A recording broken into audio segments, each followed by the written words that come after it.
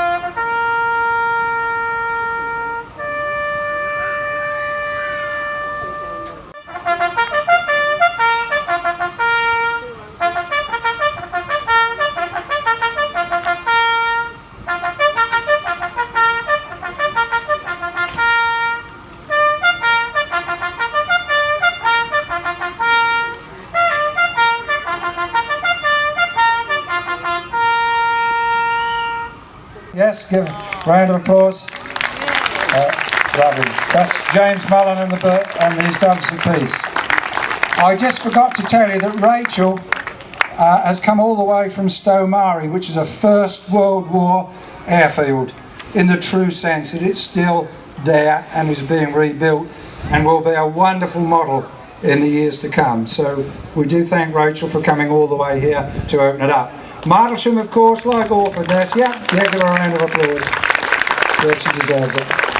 Martlesham, like Orfordness, of course, was also a World War I airfield, and the pilots used to come back here for rest. So I think that we have, it's nice just to show that. I lost 6 relatives in the First World War, and I feel quite passionate about doing this and have no reservations about doing it on an afternoon like this. We must remember.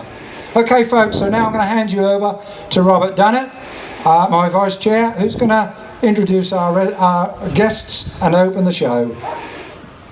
Thanks Martin, and welcome everybody, and many thanks to Martlesham Brass, but I've been shortchanged because I didn't do the conducting of Aces High, so will you all get together again? They're pleased about that, Robert. Anyway, yeah, we are sorry to slow the whole thing down, but now we've got 2 exceptional young men who are going to speed it up again. I like to call them the Morecambe and Wives of BBC Radio Suffolk.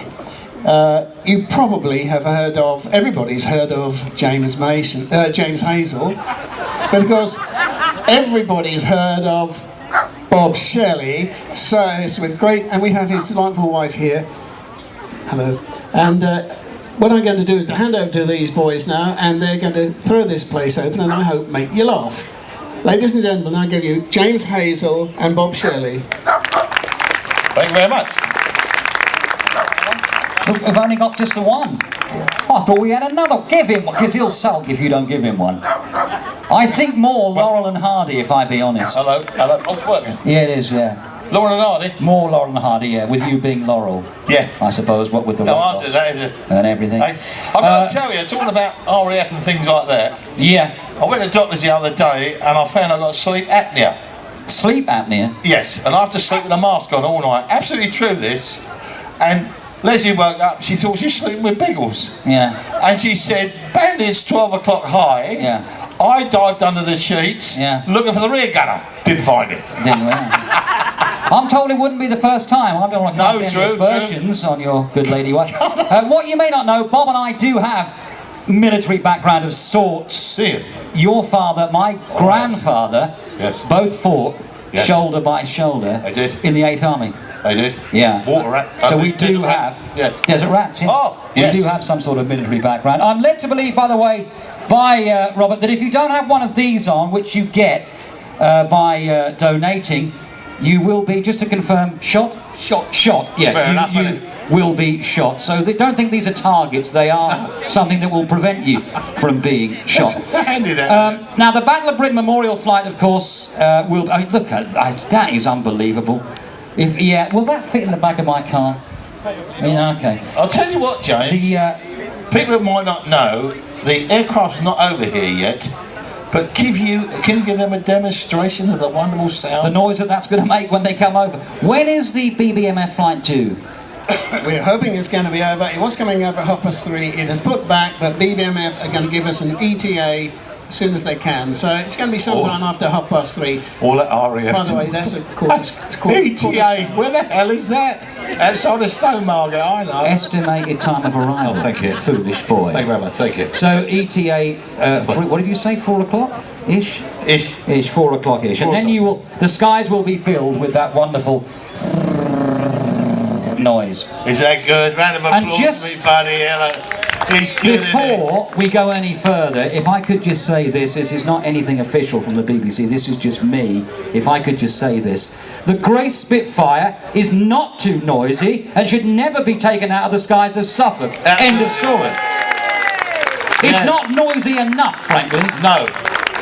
Whenever that's seen, it's a very welcome sight. We've got to do... You lived here when this site was operational. I did. I lived in Dobbs Lane.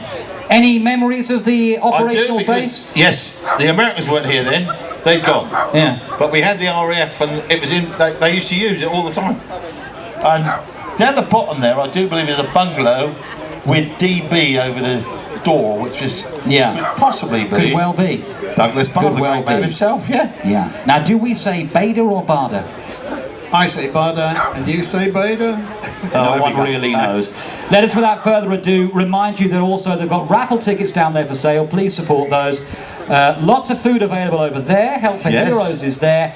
And, of course, we must thank our sponsors as well. This is no word of a lie. These people did my MOT. Did they? Yeah, seriously. No word of a lie. Yeah, it passed. Don't know how. But thank you to the sponsors as well. And we must make every effort to keep facilities like this wonderful facility here open. Yes. So to those who have gone the extra mile to keep it open, to put on this open officially. That's when they went back in again. But thank you, Bob, and thank you, James, and thank you, Leslie, for joining them. Many thanks. Hope to see you next year. Yeah, but just very quickly, folks, one thing we had on our poster, which lots of you came to see really, was the Merlin engine, which we were going to start up, or the gentleman was going to start up. Unfortunately, it blew a cylinder a month back and is very expensive to repair. So, in its place, not the same size, not the same type of engine, we have a Yak over there that later on this afternoon at 2:50, it's a jet engine and he's going to fire that up for us. So that's at 2:50, folks. I was a naughty boy. I got put into a second crew, and the skipper had already done 2 tours of ops, so they wouldn't give him another flying job, which was getting towards the end of the war. So all we used to do was go over to Aldergrove in Ireland, pick up the new Lancasters, which were all painted white, bring them to Swinderby in Lincolnshire, and then they were made out to squadron requirements, and then we ferried them to the squadrons. It was a cushy job, really. Cushy in the World War, cushy ferrying Lancaster, all white. So they stood out a bit then. Oh yes, but that didn't matter then, you see, because it was the end of the war. and so they were bringing over, and they painted them for us, and they painted some of them to go to the Far East, you see, because they wanted them for that sort of thing, for us, yeah. How many trips did you do, Ivan? About 9 to 10, that's all, yes. And then of course the war was over then, so that was it for me, yes. I thoroughly enjoyed it though, because all you had to do was to call up a control tower when you took off, and then you could do what you like on the aircraft until you landed in Lincolnshire, and then called up again to say you were then coming in to land. So that was a nice little job, really, and still here. That's what he called a cushy number. Ivan, it's very, very good to meet you. Ladies and gentlemen, I will tell you how old Ivan is. He's 90. Exactly. Yeah, but he'd already done 2 tours of operations, and so they put him on ferry work, and we ferried new Lancasters from Aldergrove in Northern Ireland to Swinderby in Lincolnshire, and they brought them there to squadron requirements, and then we ferried them around after they'd been modified to various guns and camouflages and different things like that on, you see, yeah. And you did about 9 trips. 9 trips did you altogether? With that. Yeah, and why were they painted white at that Well, time? that's how they all were when they came from Canada. Right. Because some of them had to be camouflaged for here, and others had to be made for the Middle East, you know, the dusty colours, Okay. and then the others for the Far East. Right. So until they were made out to squadron requirements, they didn't know exactly where the squadrons were, so they waited until they got the information, and that's when they were painted in that colour. And when you took them to Swinderby, Yeah. what happened to them there? Did they They go... were modified, you see. Right, okay. Yeah. Some of them had .5 machine guns put on them instead of the 303s that we did Okay. have, and they did experiment with a 20 millimeter mid-upper gunner, pair of cannons in that experiment, but I didn't get into that one because they were, you see, because I was posted after that. Right. Yeah. Did you get any hairy moments at all? Not really. No? No. Pretty But straightforward. When I was training, I did crash in a Wellington at Wing near Leighton Buzzard, and a piece of the perspex is in the Lancaster base model up in the tower here, and I had ran off the runway at Swinderby, straight off the end of the runway and into a wooden copse and took the 2 wingtips off the Lanc. But they were just little things that happened. Right, yeah. Well, you and I have got something in common. Yeah. At least I've flown 3 times in a Lancaster, Oh, yeah. but all as an ATC cadet or when I was an apprentice at Halton. Yeah, well, I flew at the first ATC Gazette with 262 Squadron, Yeah. the opponent of 188 Squadron Right. in Ipswich, and we went to Martlesham in 1940, and we took off in a Blenheim, came round because there was no runways then, and when he swung it round to land, the tail wheel went straight into a rabbit hole, and the aircraft broke in half behind the gun turret. Really? Yeah, so that was my first flight. And that was a brand new aircraft, was it? Well, not a brand new one, but that was what they got there Right, okay. at Martlesham. Yeah. Well, thank you very much indeed. Yeah, thank That's you. very nice meeting you anyway. Thank you. Yeah.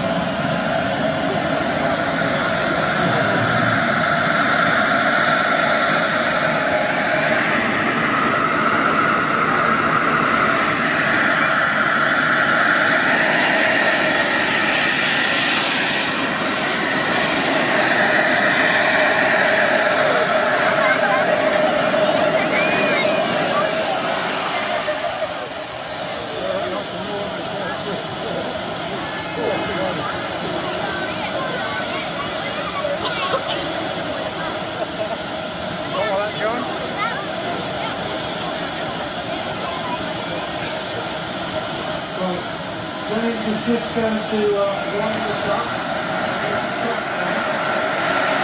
When it does stop down, we'll get another tank.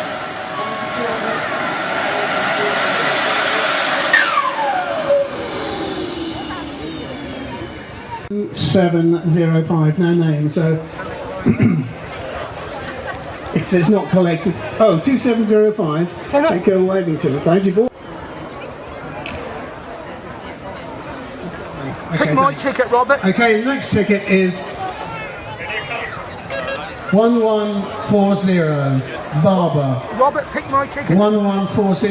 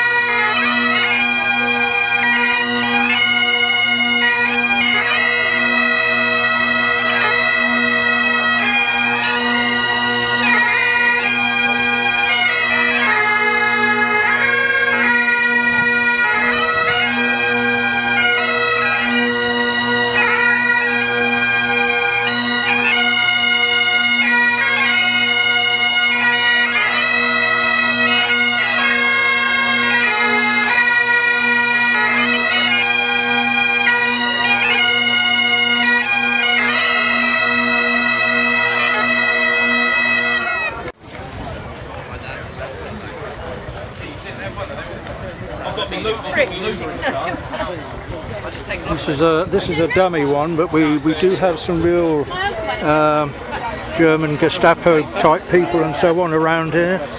Some eating sarnies and burgers and things like that. Hello guys. Everybody okay? Yes. Good. You should be speaking in a German accent, you know. Ah, yeah.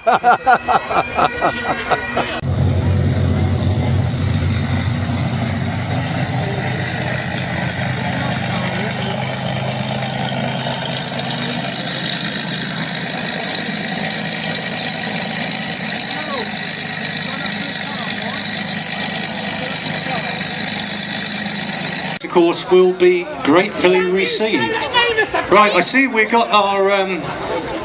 I'll just come up here into the centre actually, because we look like we're getting our uniform people together. I don't know who's doing the photograph actually, I have to say. Oh, you are. Ah. Tell that Brett he's in the fall over your.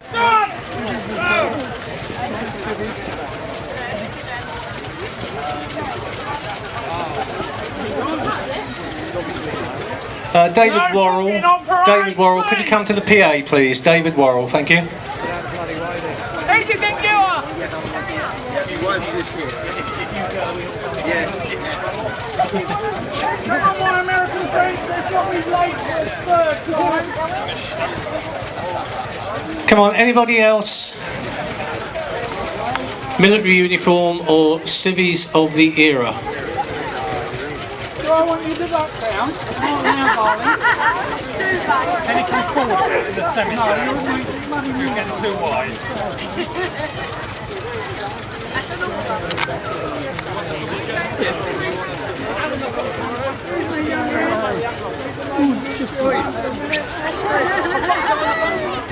I think the problem we might have is you're actually too wide apart. Everyone's rather than take the photograph of all of you together, people have to take sections. That's his fault. Who does he think he is?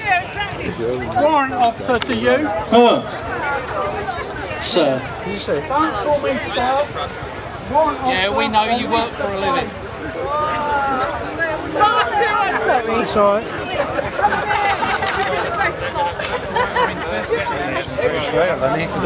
The orange one. Can I come through? I need to. I need to come further back. Can we come further back?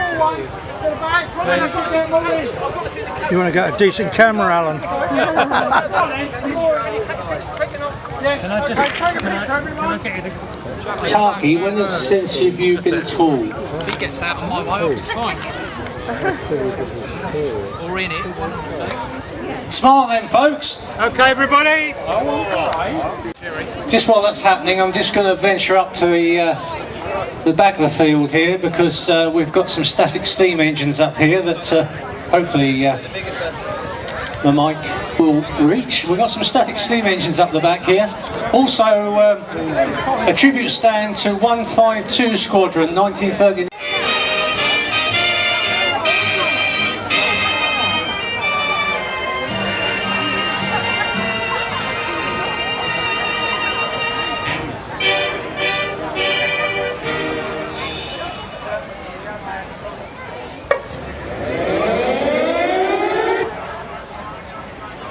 Yesterday, we broadcast a reminder on the proper way to take care of the gas masks that have been distributed, and a warning against such strange misuses as testing the masks in gas ovens and by the exhaust pipes of motor cars. Today, a notice from the Home Office emphasises this point in these words. The public are warned against this highly dangerous practice. The government respirators are not designed to give any protection against ordinary domestic gas, which would not be used in war.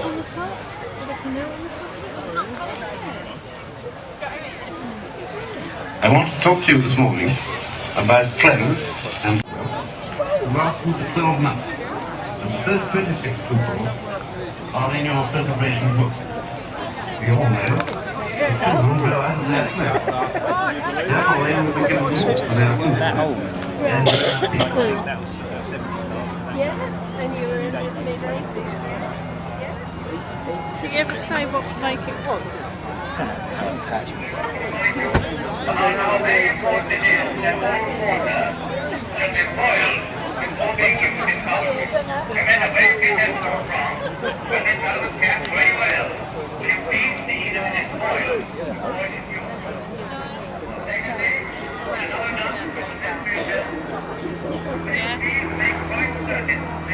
that's going in.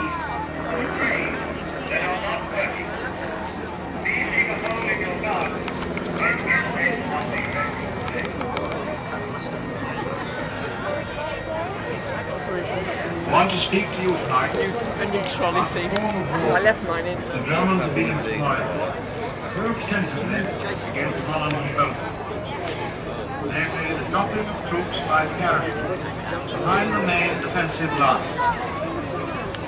Since the war began, the government have received countless inquiries from all over the kingdom, men of all ages who are for one reason or another not of persons engaged in military service, and who wish to do something for the purpose of their country. Now we are on the queue. We can now number such men in Great Britain who are British subjects. Where the hell have you got those?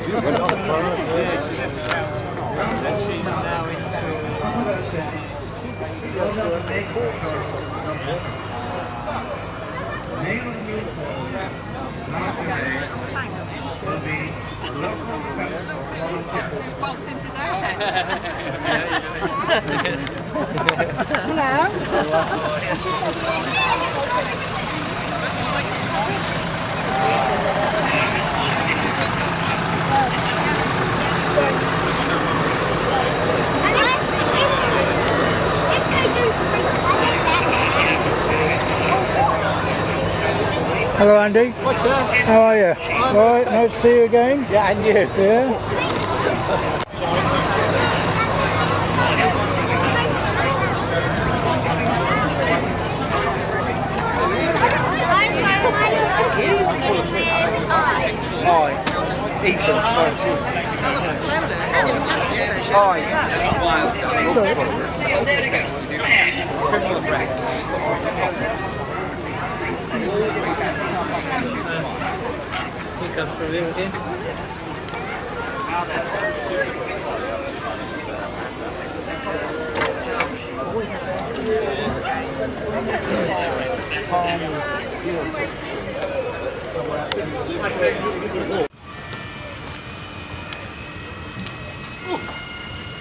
There's a gentleman came in this morning who was with lightnings at Martlesham. Would you like to say a few words to the viewers?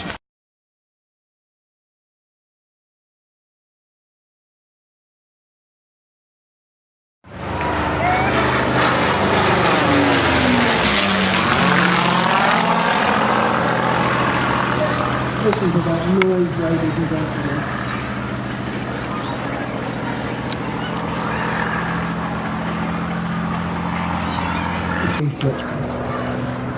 Getting away, please.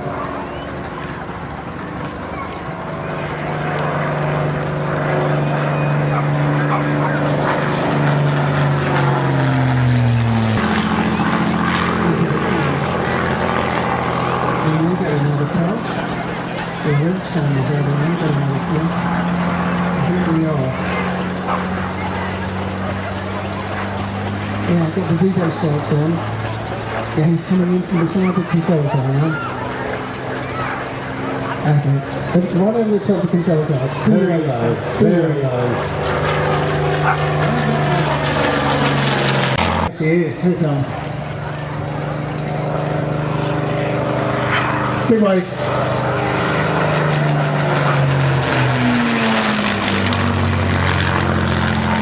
That's what we want.